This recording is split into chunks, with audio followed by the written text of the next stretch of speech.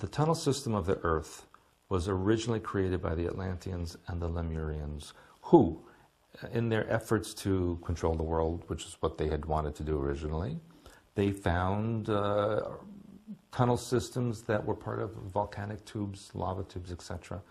They enhanced those and added to them artificially and connected this entire network that went around the world. And of course, when those continents were destroyed, the tunnels were no longer used.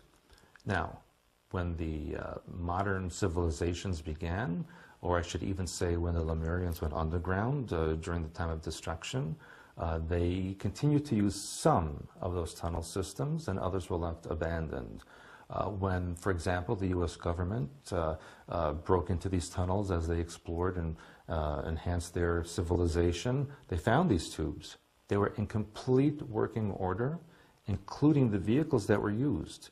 They studied them, they got them working again, they added their own new tunnels to them, and the Americans especially have created a very vast network of tunnels throughout North America, into the Pacific, into the North Atlantic, and beyond, and even into the Caribbean.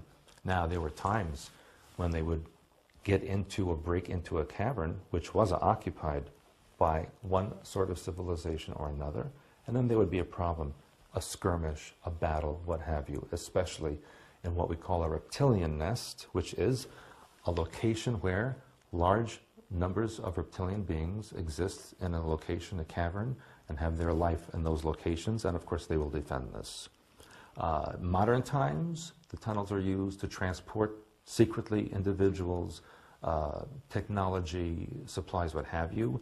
It was even in the 1960s that Lyndon Johnson funneled money in black ops to create undersea bases in the Atlantic that connected from Norfolk, Montauk Point, and Florida.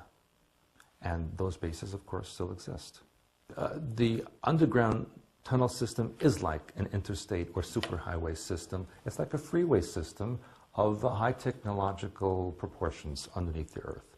A web, if you will, or a network rings the entire Earth. Doesn't matter if it's ocean, continent, there's tunnels underneath. The public does not know, well, I should say most of the public does not know about the tunnel systems, except for the very few individuals who have either purposely or accidentally broken into them and found them. Many of those individuals never find their way back up to the surface, obviously. The entrances are extremely guarded, extremely controlled, especially North America, Western Europe. You cannot go in there successfully. They're used mostly for military purposes. They're used also to interact with alien species from prying eyes, if you will. So these bases usually are under mountainous areas, under oceanic areas. Every state in the United States has at least one entrance into this tunnel system, which is found usually under military base, some kind of building, federal building, state building, what have you.